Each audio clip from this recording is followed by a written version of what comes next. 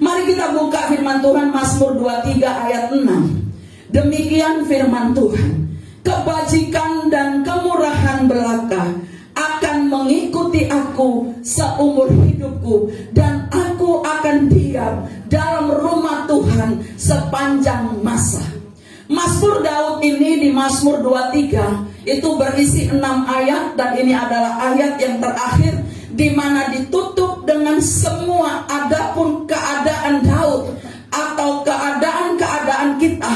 Kalau selama ini ada gelombang, ada lembah bayang-bayang maut, ada hal-hal yang gak enak, tetapi Tuhan berkata ada tongkat, ada gada yang dipakai oleh Tuhan untuk menegur kita, untuk menghalau musuh kita. Dan di akhir daripada ayat ini, Daud menemukan satu hal. Dengan imannya dia berkata, kebajikan dan kemurahan belaka akan mengikuti aku seumur hidupku, dan aku akan diam dalam rumah Tuhan sepanjang masa. Kalimat terakhir, statementnya Daud ini menyenangkan sekali. Ketika banyak orang mengalami kebaikan, kemurahan Tuhan, ini justru membuat sebagian orang Kristen jauh dari hadirat Allah. Tetapi Daud berkata, aku akan diam. Kata diam di sini tidak beranjak dari hadirat Allah. Dia akan terus bersama-sama dengan Allah. Meskipun dia ada di padang gurun, meskipun dia ada di tempat penggembalaan, dia berkata, aku akan diam di rumah Tuhan. Rumah Tuhan berbicara tentang tempat tinggalnya Tuhan, dan rumah Tuhan itu adalah saudara dan saya. Amin. Kalau saudara sadar bahwa kita ini rumah Tuhan, kita akan hati-hati jalani hidup ini. Amin. Bapak Ibu Saudara, Daud berhasil. Bagaimana kita tahu Daud berhasil? Daud itu betul-betul ada di lembah bayang-bayang maut. Anaknya juga menghalau dia. Anaknya juga berbuat jahat kepada dia. Raja-raja banyak berbuat jahat kepada dia. Mertuanya sendiri ingin selalu membunuh dia.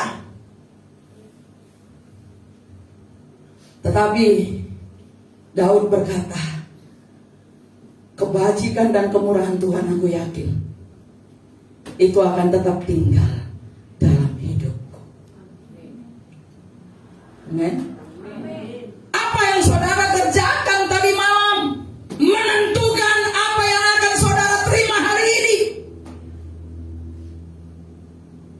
Apa yang saudara lakukan tadi malam ketika malam tahun baru berpisah, malam tahun lama berpisah dan masuk tahun baru. Apa yang kita kerjakan saat itu? Apakah engkau tidur nyenyak?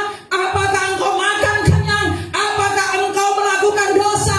Itu akan membuat kita menerima hasilnya, menentukan hasilnya, menentukan apa yang kita akan nikmati tahun ini. Jikalau engkau memulainya dengan doa, aku percaya engkau akan nikmati hasil doa itu. Bapak Ibu Saudara, tadi malam ketika kita beribadah tutup tahun dan Tuhan berbicara kepada Bapak Gembala supaya diurapi dengan minyak. Pengurapan dengan minyak ini dilakukan berdasarkan Mazmur pasal 20 ayat 7. Mari kita lihat sebentar. Daud berkata bahwa hanya orang-orang yang diurapi, inilah orang-orang yang akan berkemenangan. Di dalam Mazmur 20 ayat 7, sekarang aku tahu kenapa Daud berkata sekarang. Kita juga berkata sekarang, karena waktu itu Daud alami segala yang tidak baik, alami segala sesuatu yang menyakitkan. Tetapi karena pengurapan Allah ada pada dia, maka dia waktu dia nanya apa ini semua, pengurapan Allah, penyertaan Allah ada pada dia, yang membawa Daud berkemenangan. Itu sebabnya dia berkata, sekarang aku tahu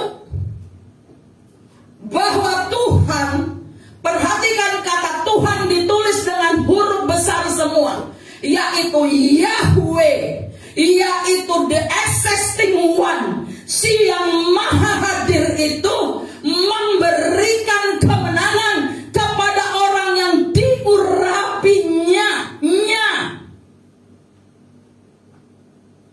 Pak Gembala pulang-pulang memang agak lemes karena lama, banyak jemaat. Saudara, pentingnya pengurapan Allah ada pada kita di akhir tahun.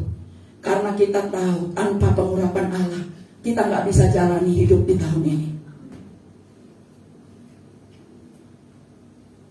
Bahkan dikatakan apa? Setelah engkau diurapi, bukan hanya alami kemenangan, tetapi engkau mendapat jawaban dari surganya yang kudus. Berapa banyak di antara kita berdoa nggak pernah dengar jawaban?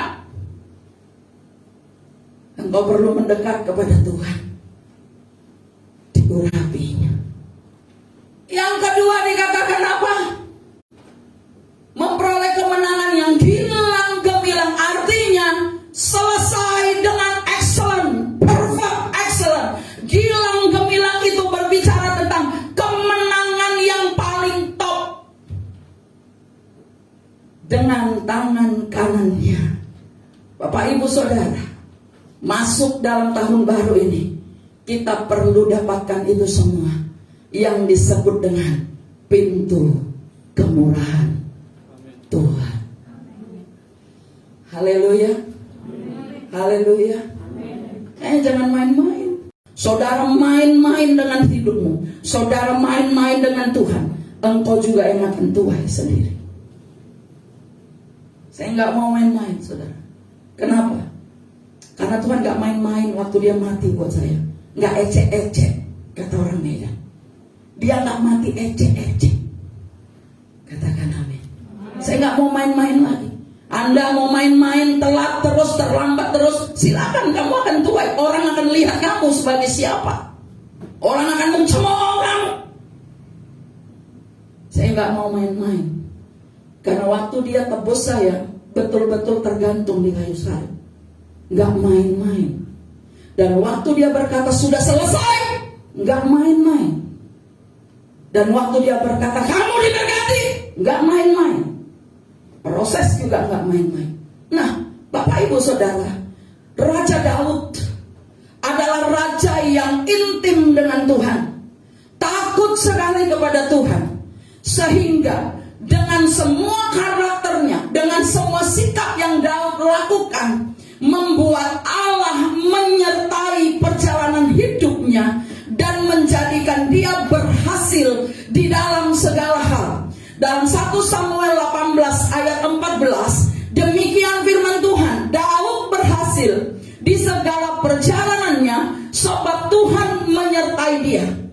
Perhatikan ayat ini simpel sekali dan berkata, Daud berhasil di segala perjalanannya sebab apa? Yang maha hadir, the existing one, itu menyertai dia. Tadi malam kamu pada ngapain? Ada yang jinah kah?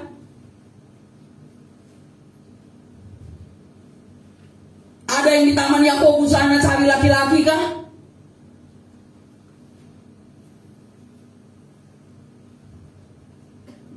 Lagi pada ngapain tadi malam? Ada yang merokok mabok kah? Tuhan lihat kamu. Atau kamu sedang duduk berdoa? Atau sedang menikmati, menanti begitu nol-nol kamu teriakkan kepada Tuhan, terima kasih aku hidup hari ini. Berarti janji Allah digenapi dan sekarang aku terima semuanya. Atau engkau masih bercokol dengan dosa lama, dengan hal-hal yang kamu bela, kamu gak bisa ditegur. Waktu ditegur kamu selalu punya jawaban, membenarkan diri bahwa jawabanmu tepat dan Tuhan salah.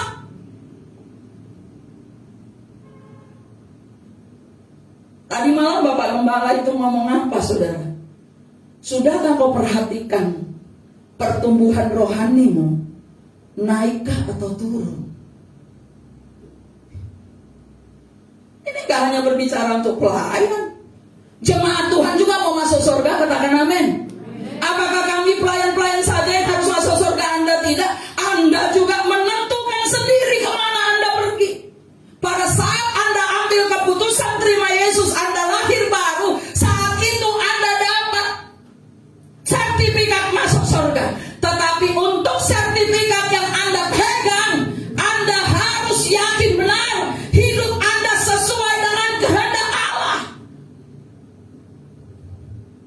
Amin. Jadi jangan kalau mau mati dan sudah mati, gak pernah hubungan sama Tuhan, gak pernah punya keintiman, enak-enak dengan yakin orang bilang kamu masuk surga. Itu harapan. Tapi kamu sendiri harus yakin betul kamu ada di surga sejak sekarang. Jangan tunggu mau mati baru cari surga. Surga itu harus kita alami di bumi ini. Ketika engkau penuh Roh Kudus, engkau damai sejahtera, maka kerajaan Allah turun di bumi.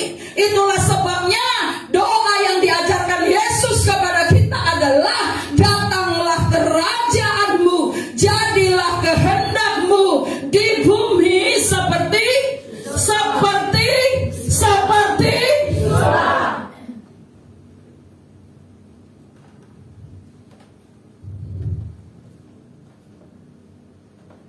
semua orang mau diberkati. Semua orang mau alami kelimpahan. Saudara, dengar baik. Saya bilang sama Tuhan, Tuhan, aku gak peduli soal berkat. Tapi aku mau tahu apakah engkau sertai aku atau tidak. Berkat itu cuma bonus. Panjang umur itu cuma bonus. Dari pihakku Tuhan harus tahu aku hidup benar dan berkenan. Dibenci oleh orang lain. Saudara yang terkasih, Daud ini mendapat perkenanan Tuhan sampai Rasul Paulus menuliskan di dalam perjanjian baru bahwa setelah Saul tersingkir, Tuhan menemukan Daud, seorang yang tahu isi hatinya dan yang paham untuk kerjakan tugasnya.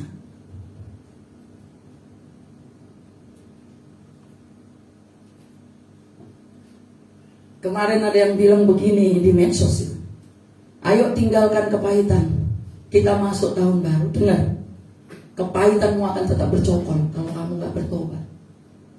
Akarnya harus dicabut. Nah, mari kita lihat apa yang dialami oleh Simon Petrus ketika dia tidak menyertakan Tuhan dalam hidupnya. Kita telah membaca Injil sedemikian rupa, bukan? Kita tahu bahwa Simon Petrus ini adalah salah satu murid Yesus yang memang sangat-sangat berkarakter. Simon Petrus ini orangnya tegas, berani, saudara. Dan dia betul-betul kalau mau lakukan segala sesuatu itu nggak pernah mikir. Modalnya dia nekat. Tetapi meskipun Simon ini, si Petrus ini keras, Tuhan suka akan dia. Tuhan selalu ada di perahunya. Mengapa? Karena ketika Tuhan tegur, Petrus, si Simon ini menyadari, dengar baik, kalau Tuhan gak pernah ada di perahu rumah tanggamu, itu ada yang salah dengan kamu.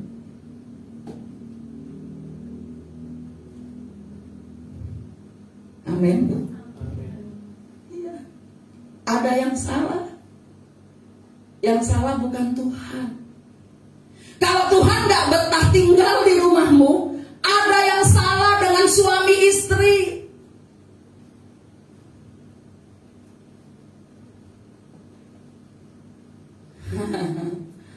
Haleluya.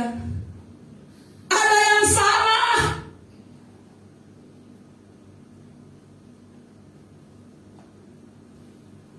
Lukas 5 ayat 5.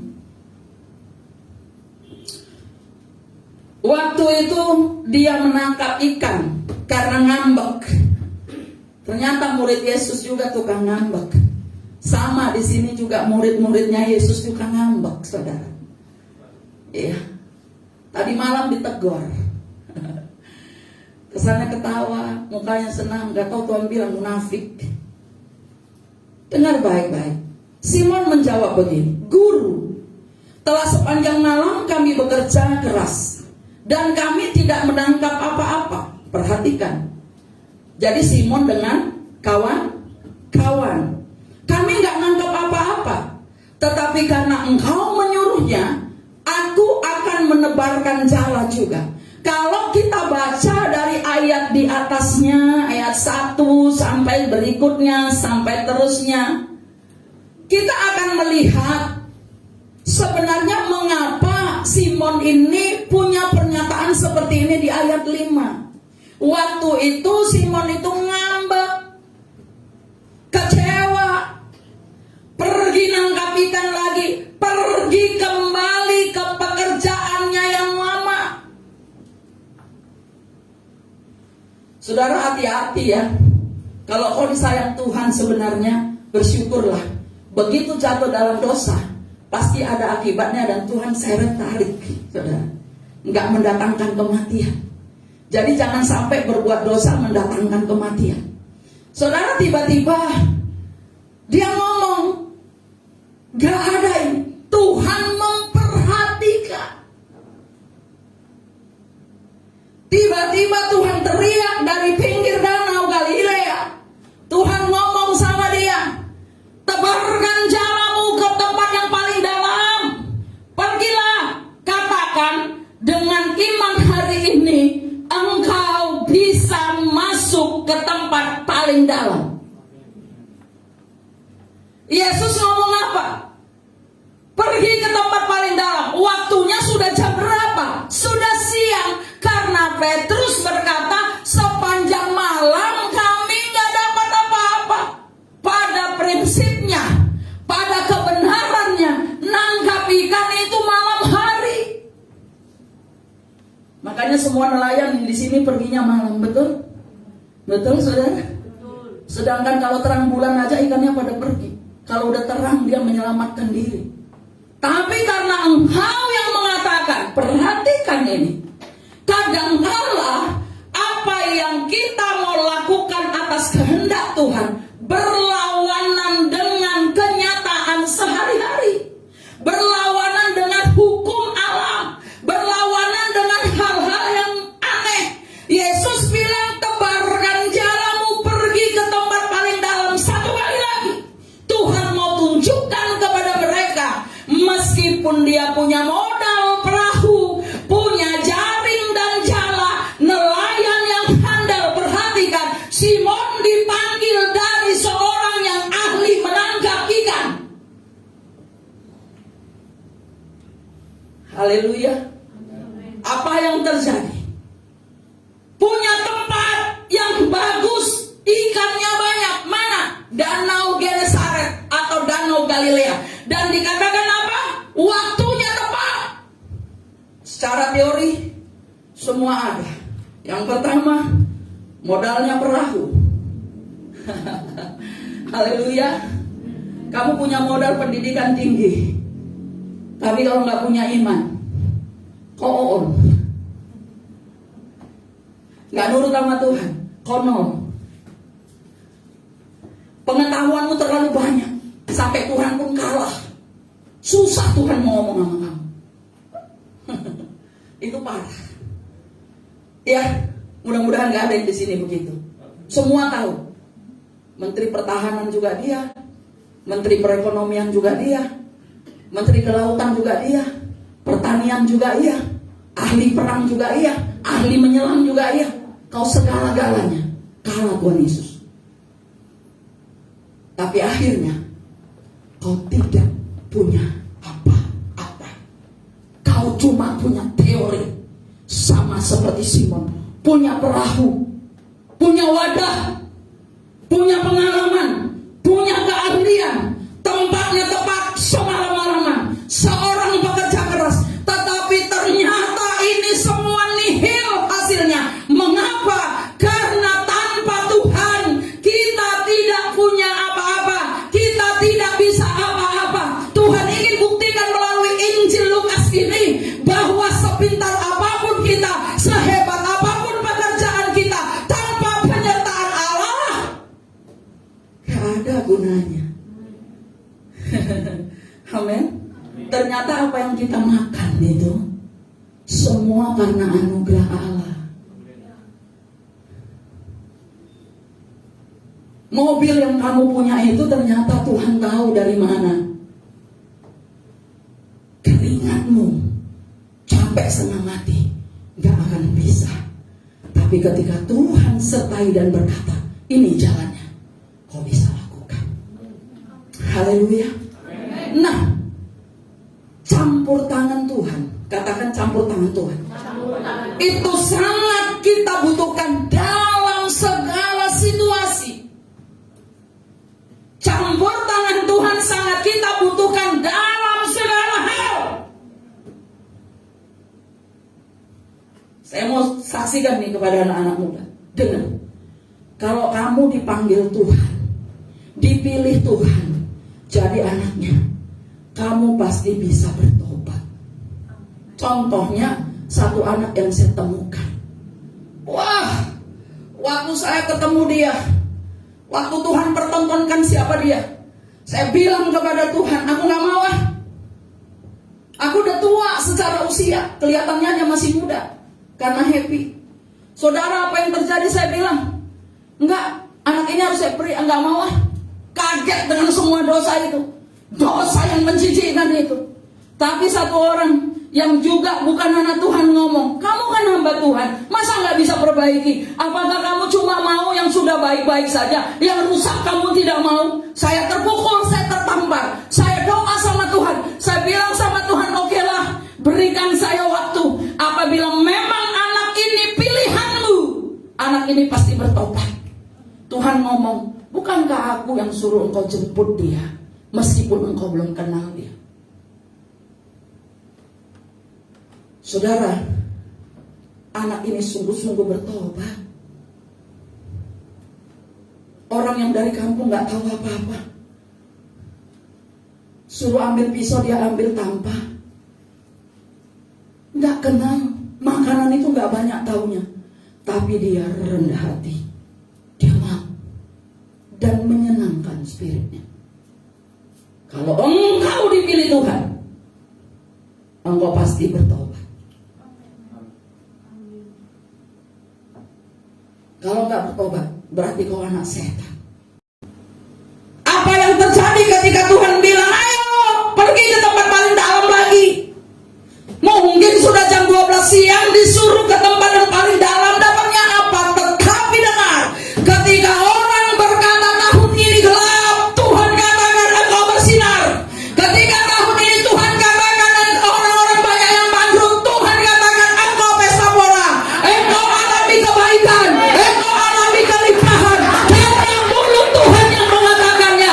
Waktu Petrus berkata, tetapi karena engkau yang mengatakan, aku lakukan juga.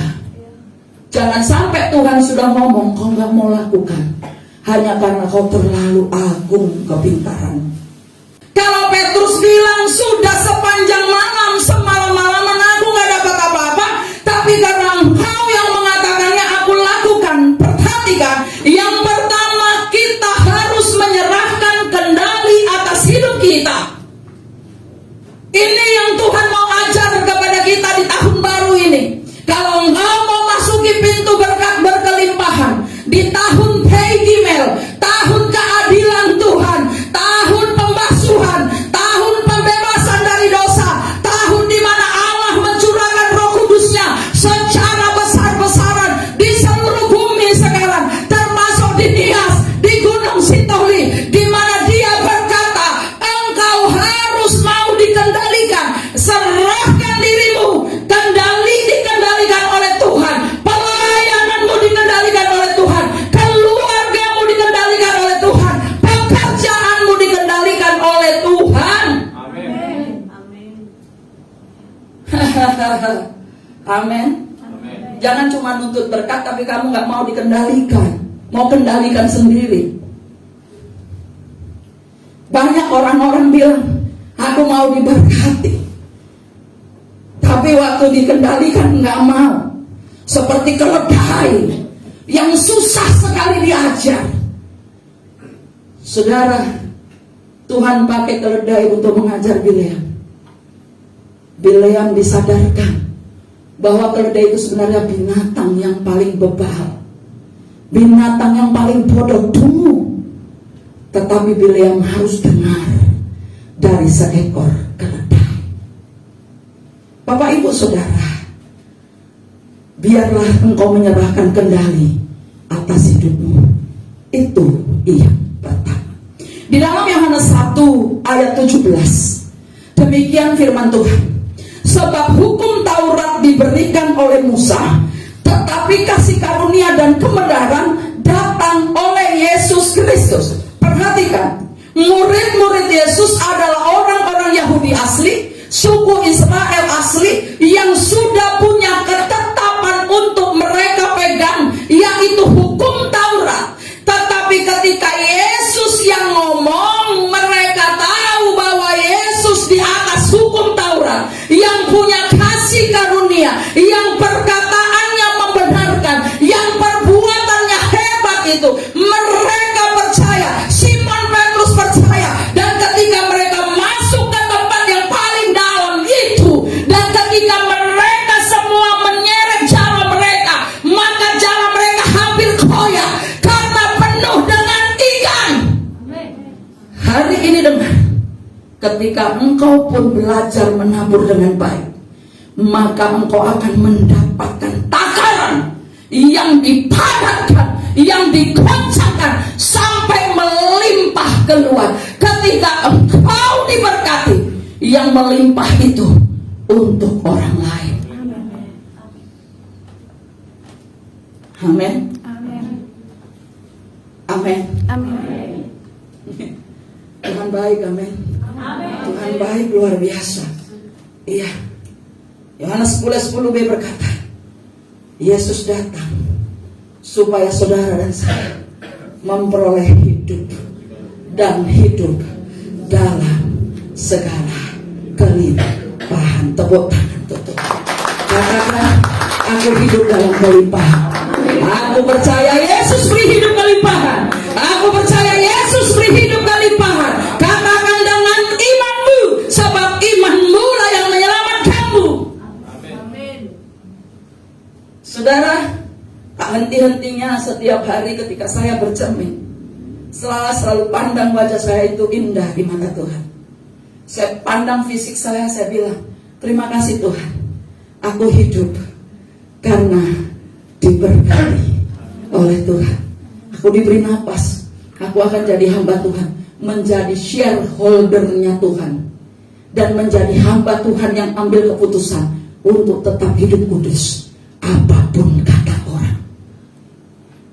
Bapak Ibu Saudara, rahasia untuk mengalami kemurahan Tuhan, mengalami pintu yang terbuka ini jelas sekali. Kalau kita lihat dari Mazmur 23 ayat 1-6, di ayatnya yang ke-6 tadi berkata, dan aku akan tinggal di rumah Tuhan seumur hidupku. Sepanjang masa itu berbicara tentang selama kita hidup.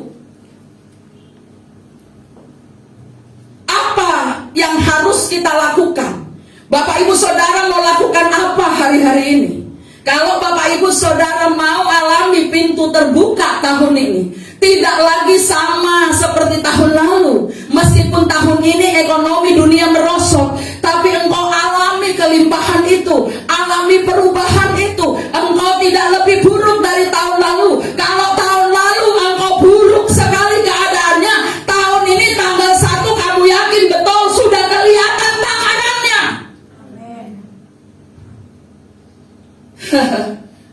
Sudah kelihatan belum? Sudah kelihatan belum takaran itu? Kau nggak bisa lihat karena kau nggak duduk di kaki Tuhan. Tapi waktu kau duduk, semalam apa janji Tuhan? Tuhan tidak akan menunda janjinya lagi. Tuhan katakan, aku tidak menunda lagi. Habakuk pasal 3 berkata, aku tidak menunda lagi. Amin.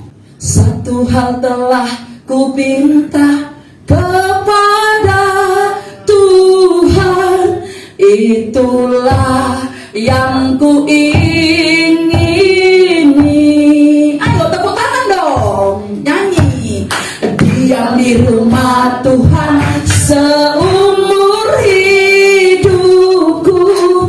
menyaksikan kemurahan Tuhan, katakan, dan menikmati kasih-Nya, dan menikmati kuasa-Nya. Ayo yang punya mulut nyanyi, dan menikmati baiknya, dan menikmati firman-Nya.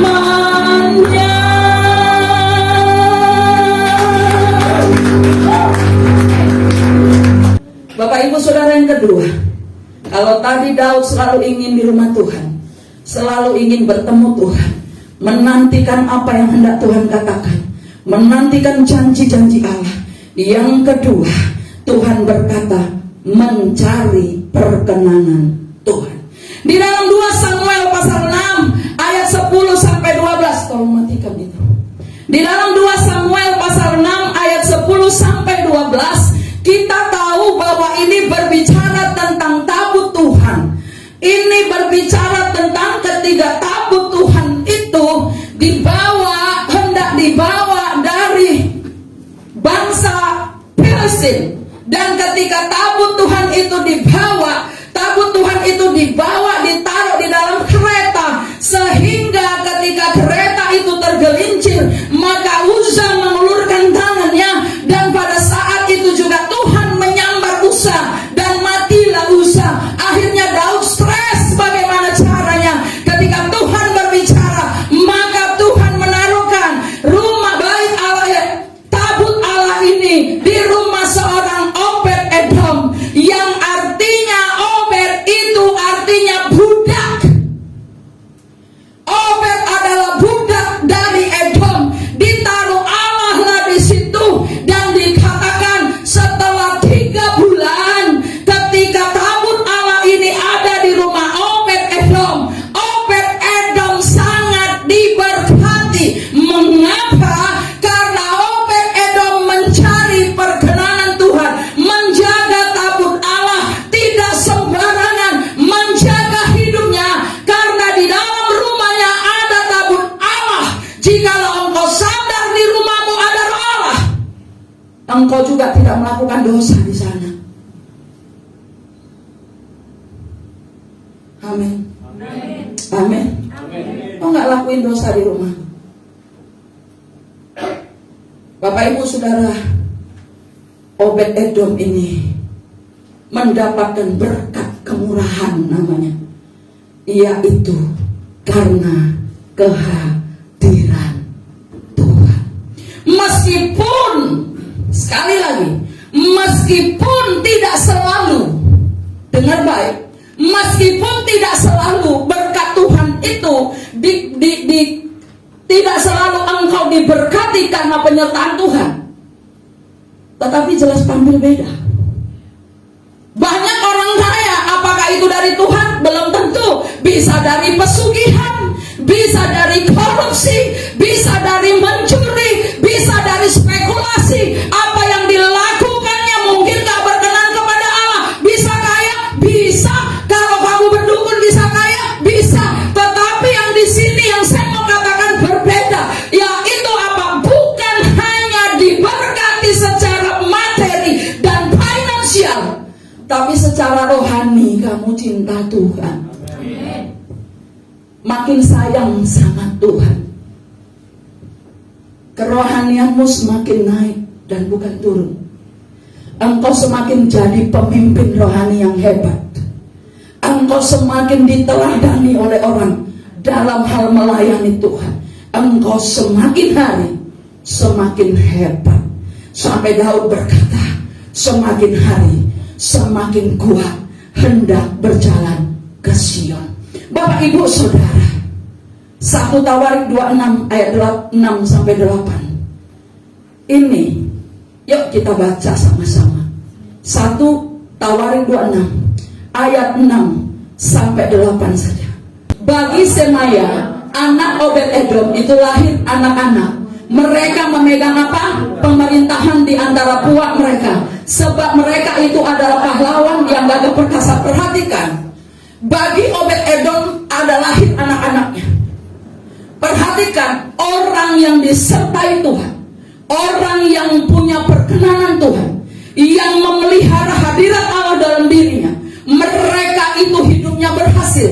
Terbukti dikatakan anak-anaknya mereka memegang pemerintahan. Mereka bekerja bukan pengangguran, katakan amin. Mereka bekerja, dikatakan sebagai pahlawan gagah perkasa. Ayat 7. Anak-anak Semaya ialah Ofni, Refael, Obed dan Elizabeth serta saudara-saudaranya, yakni Elihu dan Semakia, orang-orang yang gagah perkasa. Ayat 8. Mereka sekalian adalah dari keturunan Obed-Edom. Obed artinya budak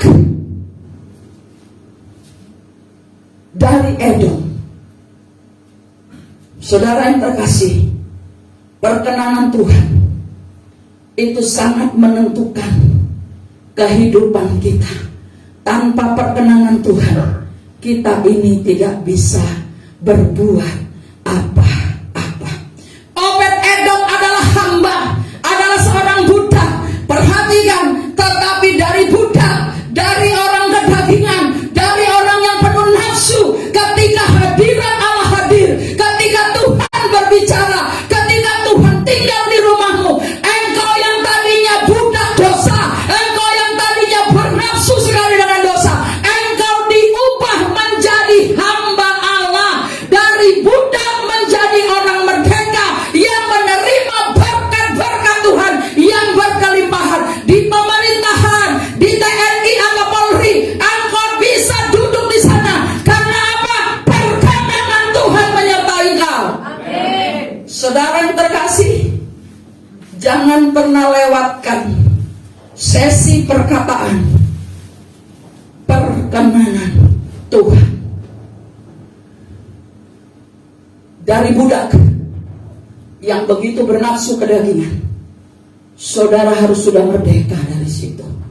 Kalau engkau budak setan, hari ini engkau menjadi hamba Allah yang hidupnya sudah merdeka. Yang terakhir, Bapak Ibu Saudara, yang ketiga, kalau mau terima pintu kasih kemurahan Tuhan, mari mengasihi Tuhan dengan segenap hati. Katakan amin. Saya tertarik dengan saudara yang catat ini di dalam Rut 1:16-17. Tetapi kata Rut, janganlah desak aku meninggalkan engkau dan pulang dengan tidak mengikuti engkau. Sebab kemana engkau pergi, ke situ jugalah aku pergi. Dan di mana engkau bermalam, di situ jugalah aku bermalam. Bangsamu lah bangsaku, dan Allahmu lah Allahku. Di mana engkau mati, aku pun mati di sana, dan di sanalah aku dikuburkan. Beginilah kiranya Tuhan menghukum aku, bahkan lebih lagi daripada itu, jikalau sesuatu apapun memisahkan aku daripada engkau, selain daripada maut. Perhatikan, saudara tahu kisahnya Rut, ketika suaminya mati, ketika mertuanya juga mati, dan mereka hidup dalam kemiskinan. Maka Rut ini sebenarnya sudah diminta pulang oleh Naomi mertuanya supaya meninggalkan dia, karena Naomi orang baik, dia tidak mau menantunya ini susah ikut dia.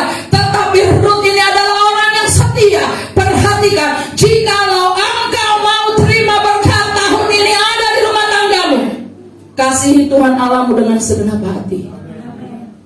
Yesus pun berkata begitu.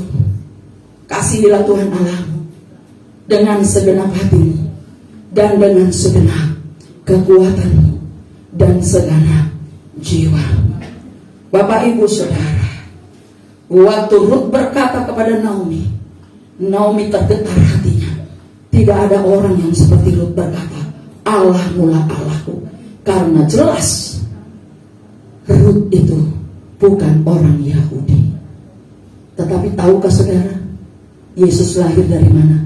Keturunan Rut. Saudara dulu terkutuk, boleh. Tapi setelah ikut Yesus, kutuk diubah jadi berkat.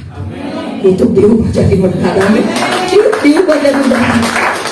Boleh aja dulu bukan siapa-siapa, gua bukan siapa-siapa, tapi setelah ikut Yesus, aku anak siapa?